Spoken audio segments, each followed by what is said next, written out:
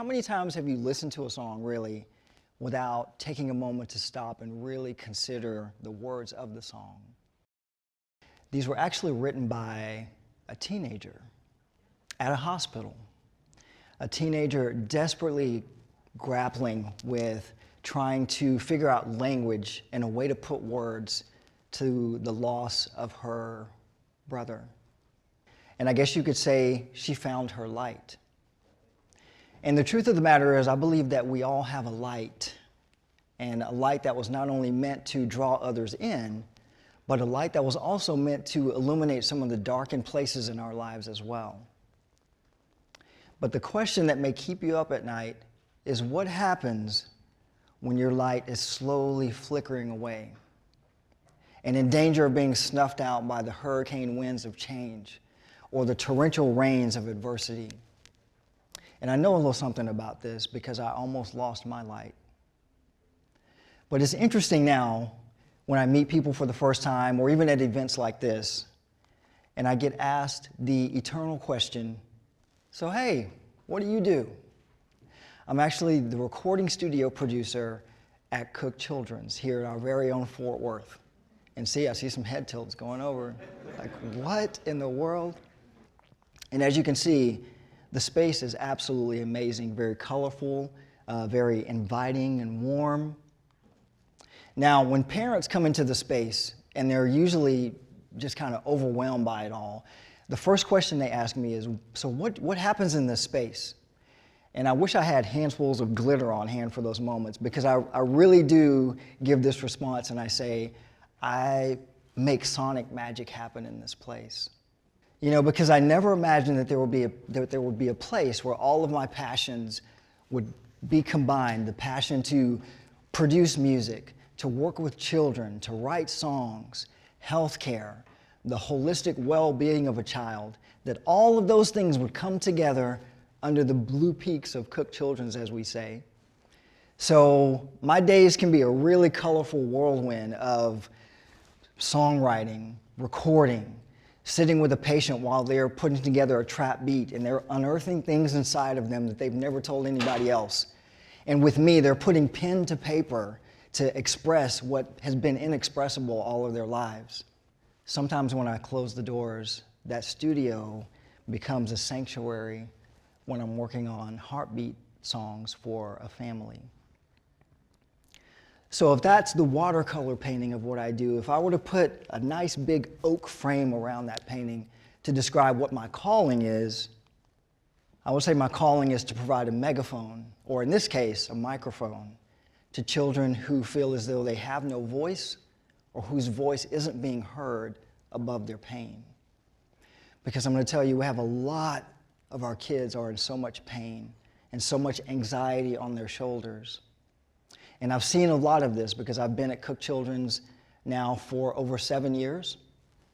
And I waited for about a year to name the studio, you know, because I didn't want to just capriciously throw a name at it. I wanted to see what the life of the studio was, what was happening within it.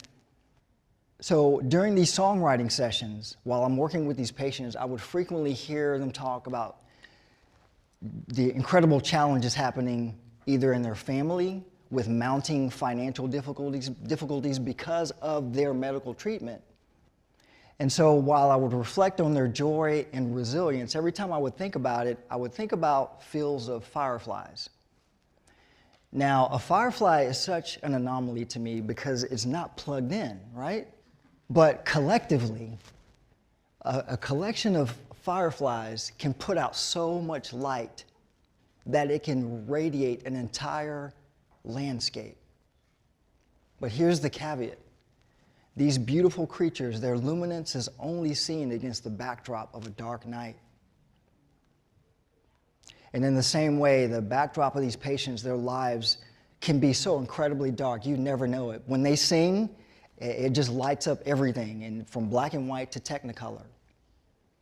And so the more I reflected on this, I felt like Sparklefly Studio, which is a playful concept on the Firefly, would be the appropriate icon for the studio. And I refer to the patient artist as Sparkleflies. And I'll be honest with you, some of the most enduring and raw and honest lessons I've learned about overcoming and perseverance have been from the time that I've spent with these Sparkleflies. And I think by now you can agree that I get to do some pretty cool things, right? But there are some songs that are closer to my heart. And these are the HeartSongs.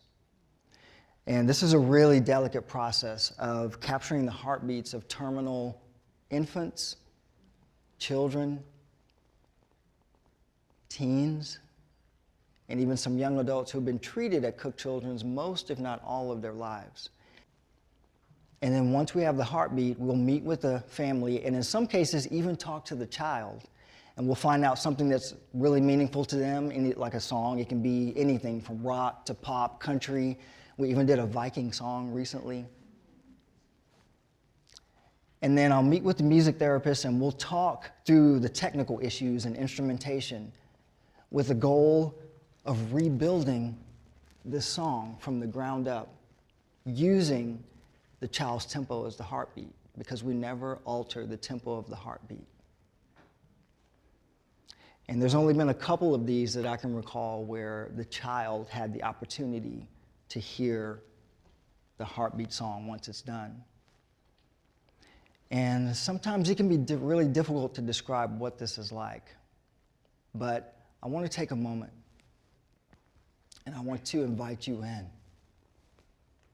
And I want us to figuratively close the studio doors behind us. And I want you to listen for a moment and hopefully find space to hear your own heart beating again.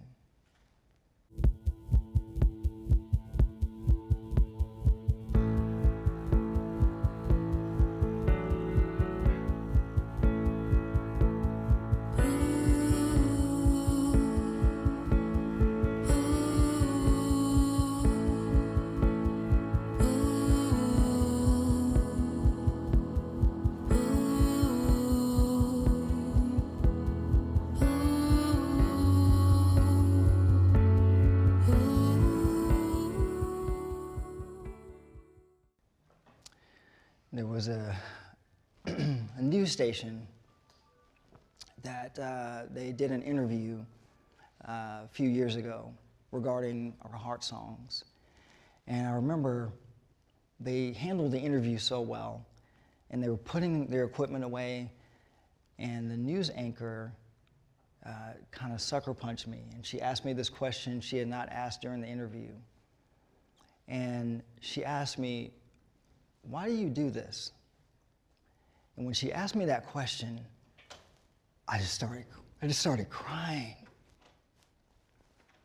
Because throughout the course of the interview, I had kept myself from going to that place. And that place was our first pregnancy. We were pregnant with a little girl. And we knew early on that there were some complications, and so we had started going to weekly ultrasounds. But we got to a point in one of the ultrasounds where we went, and we didn't hear the sound that every parent wants to hear.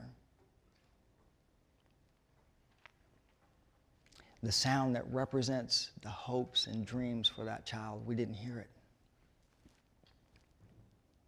And I remember what should have been a joyous occasion became a very painful reality as we were facing a stillbirth. And my wife and I were absolutely devastated. A couple of years later, got pregnant again, beautiful baby boy, and we were walking out of the hospital, and he started having seizures. So we literally turned around. We never made it to the car. We went back into the hospital, and he was admitted to the NICU for about a month. And he was having so many seizures, the doctors said he suffered some brain damage as a result and would have some developmental issues. And I remember being so angry.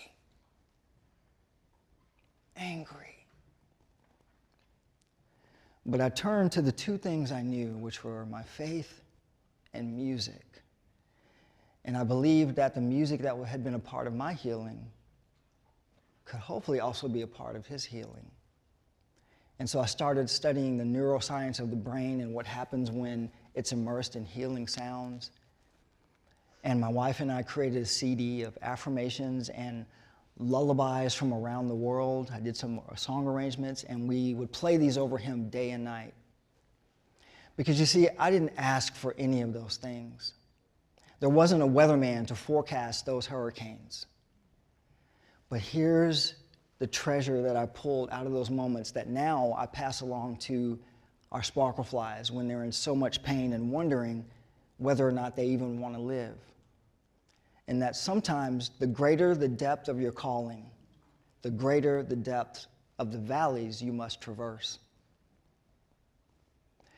And not because you or I or they did anything wrong, but sometimes the winds that are blowing against us and happening to us are winds that are actually happening for us to move us ahead. And sometimes to move us ahead faster for those who need what's been forged inside of us during those dark moments where there is no light.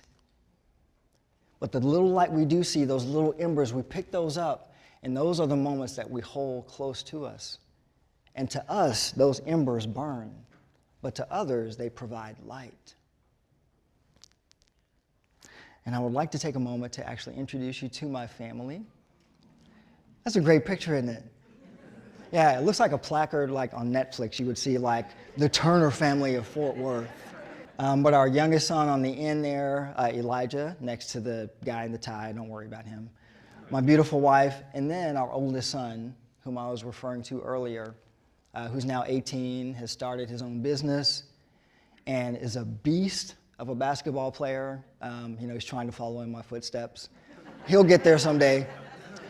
But essentially doing all of the things that they said he would likely never do.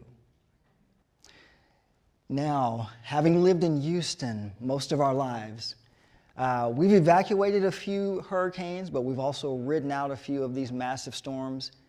And I remember one where the power went out for about 2 weeks, and so everybody on the street had to cook food, and we would eat at each other's houses. And I realized that in every storm, there's a song that's given. And it sometimes can come like an emergency ration in the middle of a hurricane, like food, like sustenance for you and for others. Because you see, I never realized that when the sound of our daughter's heartbeat stopped forever, that one day I would be capturing the heartbeats of terminal children to give that sound back to their family forever.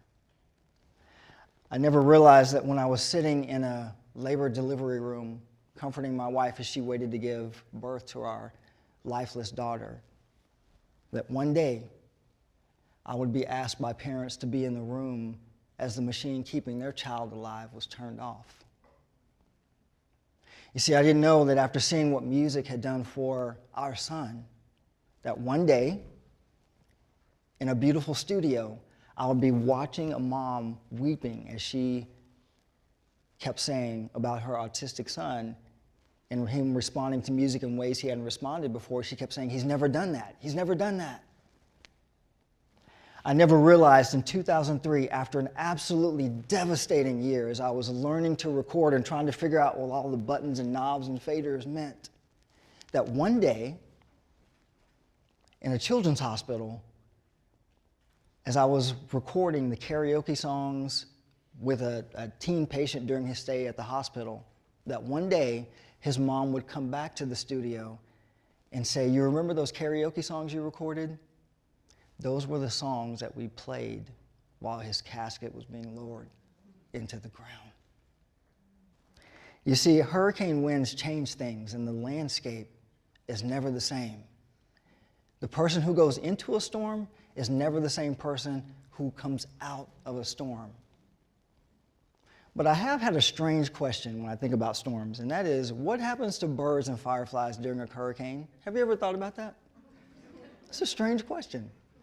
But here's what I found out, is that birds, they actually follow the wind of the storm, the swirling pattern, and they fly downwind until they break out into the eye of the storm. And then instead of fighting the wind to get back out, they actually stay with the storm as it moves. Which brings me to another interesting thing that I get to do in my work at Cook Children's. I get to do drum circles for our behavioral health unit. And I take them through an exercise, and I'd like to take you through that same exercise for a moment. So if you would, I'm gonna have you relax your shoulders, be as still as you can, and I'm gonna have you close your eyes. And I'm gonna play a sound, and I just want you to let this sound wash over you.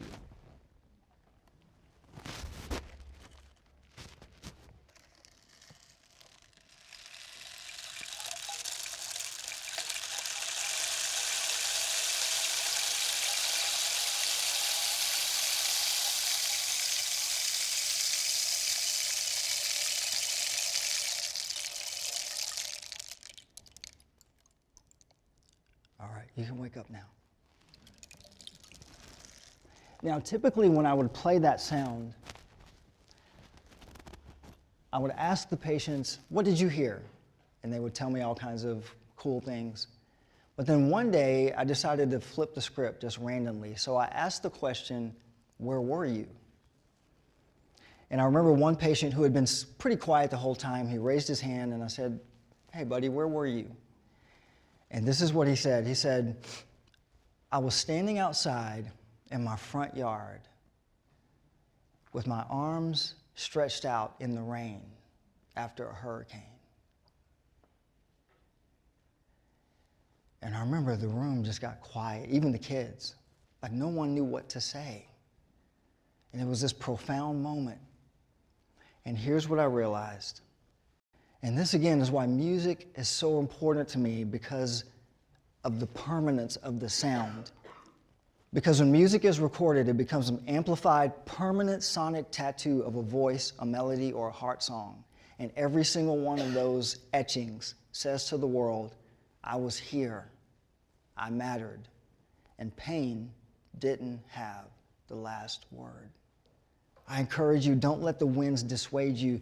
Keep flying downwind until you break out into the eye of the storm, because that's where the song is. Because someday, I believe someone's going to find you, and they're going to be drawn to you because your light is on. Thank you.